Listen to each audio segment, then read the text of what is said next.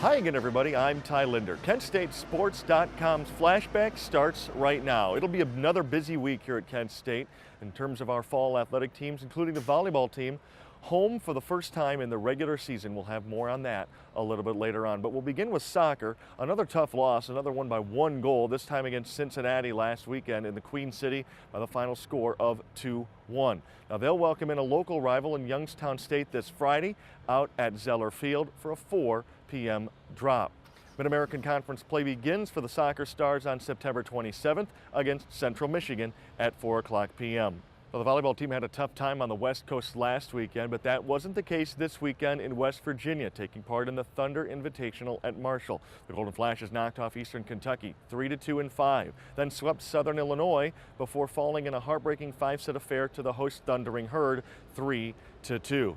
It was, however, a good winning weekend, 2 out of 3 for the Golden Flashes, which placed 2 players on the all-tournament team. Fine job by Kelly Hutchison, the sophomore for the Golden Flashes, and Ola Nowak, also becoming 4th on the all-time Kent State career assists list with another fine outing. Now, the Golden Flashes had a tremendous turnout here at the Mack Center a number of weeks ago when they hosted a Polish professional team. A record number of students attended the event. We're going to need all of them back, plus some, this weekend for the first regular season home matchups. Binghamton comes to town on Friday night at 7, followed by Eastern Illinois Saturday at 12:30, and then UIC coming up on Saturday night at 7. They all make up part of the Golden Flashes Classic, the year 2013. Hope to see you right here at the Mack Center this weekend. The Golden Flashes field hockey team had a chance to host a double home weekend for the first time this year, and boy, did that opportunity not go by the boards. They bombed St. Louis 13-0 in the first matchup. That is the second most goals scored in a Golden Flashes field hockey team of all time.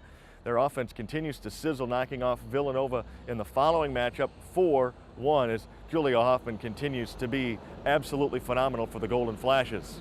Speaking of Hoffman, her 4 assists in the 13-0 blanking of the Billikens is the most for the Golden Flashes field hockey team by an individual in 13 years. Last time they did that was in the year 2000. The Golden Flashes certainly hope the offense continues to shine this weekend, taking on the Drexel Dragons for a Friday matchup at 1 o'clock p.m. Then 2 members of the Big Ten will come to town, starting with preseason favorite Iowa on Sunday at noon.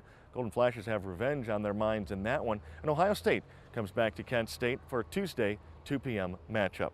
And the first ever trip to the Bayou for the Golden Flashes football team didn't quite go according to plan against 8th-ranked LSU, despite outscoring the Tigers in the second and third periods 13-10. Colin Reardon, redshirt freshman with his first career rushing touchdown, cutting the deficit down for the Golden Flashes, who played him tough in the middle 2 quarters despite the 45-13 setback.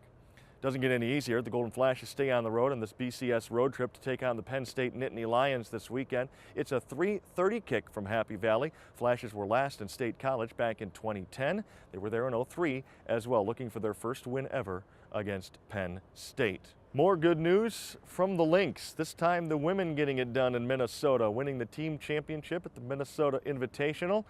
The leader, Jennifer Ha, who wins the championship just about a week or so after Corey Connors did the same on the men's side. Boy, the women's golf and the men's golf teams certainly haven't missed a beat in the offseason coming into the fall, have they?